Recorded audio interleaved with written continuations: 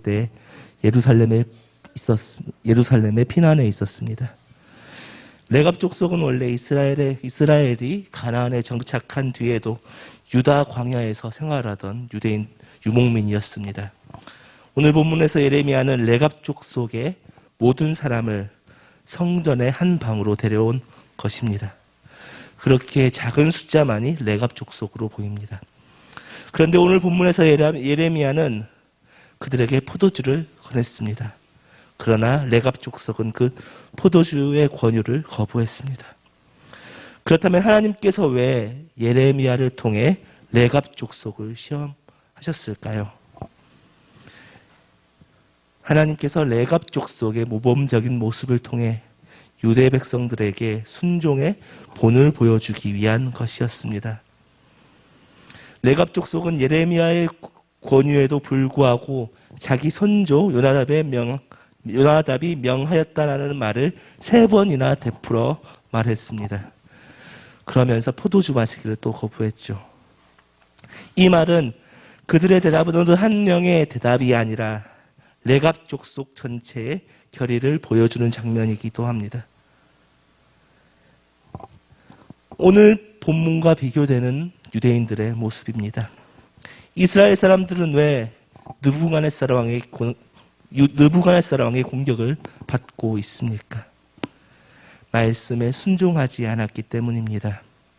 그들은 이방신을 섬기고 여호와의 율법을 지키지 않았습니다. 그러나 오늘 본문에 등장하는 레갑 족속은 자신의 조상이 한 명령을 끝까지 지키고 있는 모습을 볼 수 있습니다. 레갑 족속은 겐족입니다. 이 겐족은 미디안 제사장 이드로의 후예들입니다. 그리고 이들은 유대인들에게 휩쓰되어 유대인들처럼 살아가기도 했지만 일부는 유대교와 다른 유일신 종교를 만들기도 했습니다. 겐족 중 하나인 레갑 족속은 겐족 중에서도 이스라엘의 역사상 중요한 위치를 차지하고 있습니다. 오늘 레갑 족속의 조상은 요나답입니다. 이 요나답을 다른 이름으로 하면 여호나답입니다. 이 요나답은 이세벨과 아합 왕이 북이스라엘을 다스릴 때에 예후와 함께 이세벨과 아합을 친 사람입니다. 그리고 이 모습을 본 요나답은 오늘 6절, 7절의 말씀을 자기 족속들에게 명령합니다. 우리 6절, 7절 말씀을 함께 읽겠습니다. 시작. 그들이 이르되 우리는 포도주를 마시지 아니하겠노라. 레갑의 아들 우리 선조 요나답이 우리에게 명령하여 이르기를 너와 너희 자손은 영원히 포도주를 마시지 말며 너희가 집도 짓지 말며 파종도 하지 말며 포도원을 소유하지도 말고 너희는 평생 동안 장막에 살아라. 그리하면 너희가 머물러 사는 땅에서 너희 생명이 길리라 하였으므로. 아멘. 왜 요나답은 레갑 족속에게 이러한 명령을 내렸을까요? 요나답은 당시 이세벨과 아합 왕의 극악무도한 통치 아래 온 백성이 타락하는 모습을 보았던 사람입니다. 그리고 그는 그 땅을 떠나 여호와 하나님만을 섬기기 위해 광야로 나아갔습니다. 집도 짓지 않고 파종도 하지 않고 포도원도 소유하지 않았습니다. 또한 포도주 또한 마시지 않았습니다. 그리고 장막에 평생을 거주했습니다. 왜 요나답과 레갑 족속은 이렇게 행동해야 했을까요? 올바르게 하나님만을 섬기기 위해서입니다. 이들의 조상은 예후의 반란 때에 바알 숭배자들을 살해하고 아합 가문의 멸망에 깊이 개입하기도 했습니다. 유대교의 전승에 따르면 레갑 족속은 레이지파 사람들과 결혼하였고 이방 민족이지만 하나님의 성전에서 수종 드는 일도 했습니다. 하나님께서는 이러한 순수한 신앙의 모범적인 모습 때문에 하나님은 그들을 레위인처럼 대하여 주셨습니다. 그런데 예레미야 시대 이스라엘 사람들, 유대인들은 어떻게 행동했습니까? 요시야 왕이 성전을 수리하고 모든 우상들을 파괴하고 폐하여진 절기들을 되살렸습니다. 율법책에 기록된 율법들을 지키게 했습니다. 그러나 요시야 왕이 죽고 그의 아들 요아김이 왕위에 올랐을 때는 어떤 일이 벌어졌습니까? 요아김 왕은 아버지 요시야 왕과 다르게 하나님께 순종하지 않고 악을 행하는 사람이었습니다. 백성들에게 세금을 착취하여 느보 왕에게 바치고 자신을 위한 사치스러운 궁전을 세웠습니다. 또한 하나님의 말씀을 낭독할 때 그 낭독한 말씀 두루마기를 태워버리기까지 했습니다. 그의 아들 시드기야 또한 마찬가지였습니다. 하나님의 말씀을 거역하는 범죄를 저질렀고 이방의 가증한 우상들을 섬겼습니다. 또한 하나님의 뜻을 구하는 모습을 가지고 있으면서도 하나님을 신뢰하지 않았습니다. 방백들과 백성들을 두려워해 오히려 하나님의 뜻에 순종하지 않은 게 시드기야였습니다. 그 당시 남유다는 총체적 난국이었습니다. 요시야 왕이 종교개혁을 단행했지만 그 뒤의 자손들은 하나님의 말씀을 거부하고 말씀을 태우고 이방신을 섬기었습니다. 왕궁의 선지자들은 하나님의 말씀이 아닌 왕이 듣기 좋아하는 말만 왕에게 선포했습니다. 백성들도 마찬가지였습니다.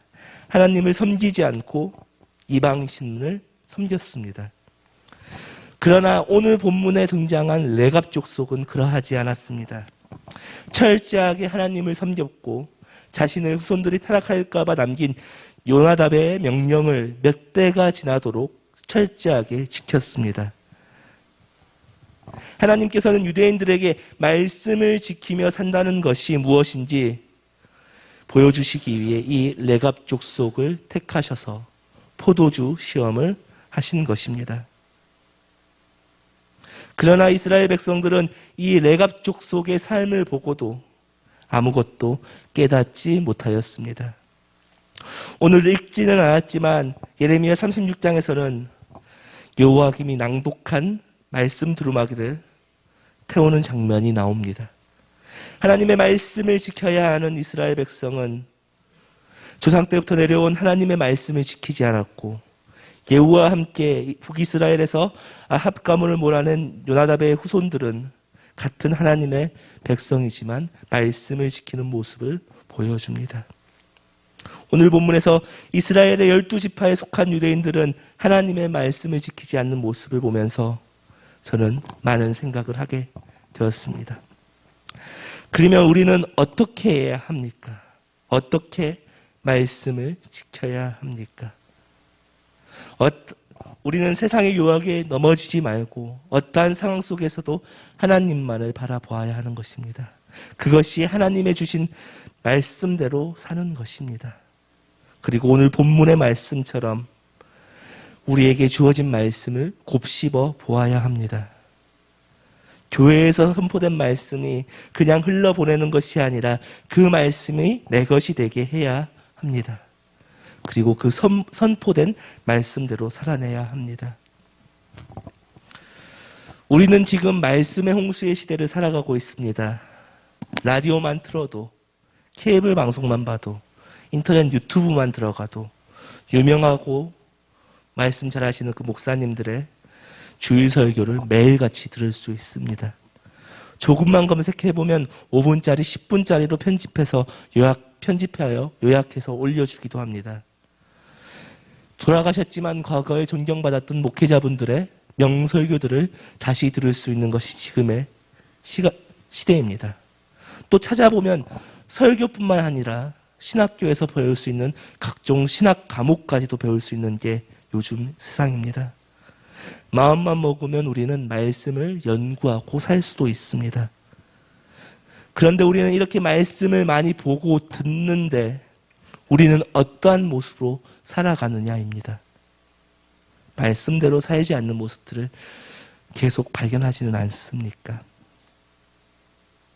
그러한 모습을 스스로 발견해서 그래도 말씀대로 살아가야지 결단하고 며칠이라도 가면 그나마 다행이죠.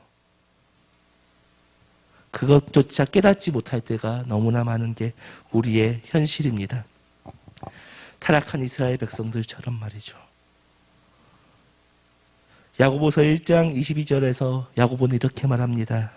너희는 말씀을 행하는 자가 됐고 듣기만 하여 자신을 속이는 자가 되지 말라. 어쩌면 우리는 말씀을 듣고 우리를 속이는 자가 되고 있지는 않습니까?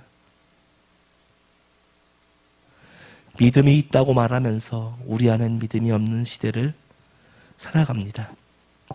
예수님을 믿고 예수님의 가르침대로 살아간다고 말하면서 그대로 살지 않는 때가 너무나 많습니다. 말씀을 행하지도 않고 살아갑니다. 그렇다면 그것이 진짜로 믿음이 있는 것일까요? 믿는다는 것은 우리가 생각만으로, 관념만으로 해서는 안 됩니다. 믿음을 체험함으로써 사람은 거듭나기 시작합니다.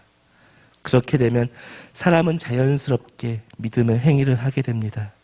그리고 그 믿음의 행위를 통해 우리의 믿음이 증명됩니다. 물론 겉으로 착한 행위를 드러내는 척, 나의 선을 드러내려고 내가 선하다는 것을 보여주기에 자기의 의로 믿음이 있는 척 행동할 수도 있습니다.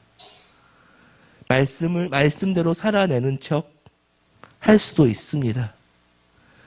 그러나 말로만 믿는다고 말하면서 아무 행동도 하지 않는다면 그것이 진짜 믿는 것일까요?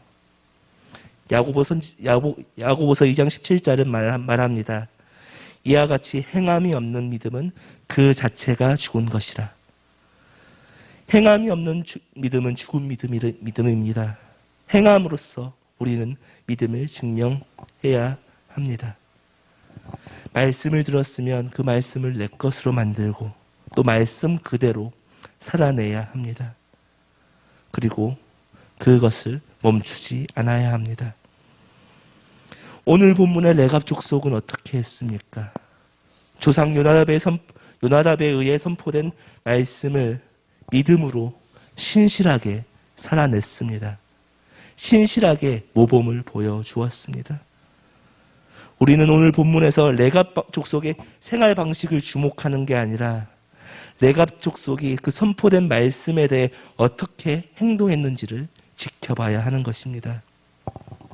이스라엘이 가나안 땅의 바알 종교의 삶의 방식을 수용했을 때 레갑 족속은 선포된 말씀에 대해 선포된 말씀으로 살아갔습니다. 이스라엘이 가나안 방식을 수용했던 것을 거부하였습니다. 우리는 이들에게 무엇을 배워야 합니까? 하나님의 말씀, 그 선포된 말씀에 순종하는 우리들이 되어야 한다는 것입니다. 우리는 하나님의 말씀을 순종하는 레갑 족속처럼 우리는 하나님의 말씀에 순종하고 있는지 우리의 모습을 돌아보아야 합니다. 어쩌면 하나님의 말씀에 순종하겠습니다라고 말하지만 내면에는 세상의 성공 방식을 따라가려는 내 모습을 있습니다.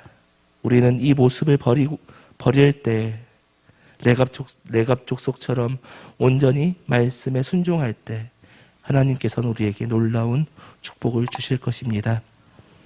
말씀을 마무리하겠습니다. 오늘 본문의 레갑 족속은 250년 전 그들의 조상 요나답이 선포한 말씀을 끝까지 순종하였습니다. 그리고 신앙의 순수성을 지켜왔습니다. 하나님은 예레미야를 통해 그들을 시험하여 순종의 모범, 믿음의 모범이 무엇인지 보여주었습니다.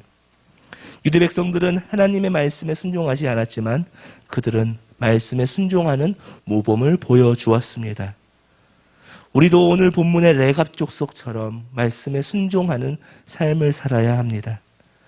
세상의 방법, 세상의 승리에 흔들리지 않아야 합니다.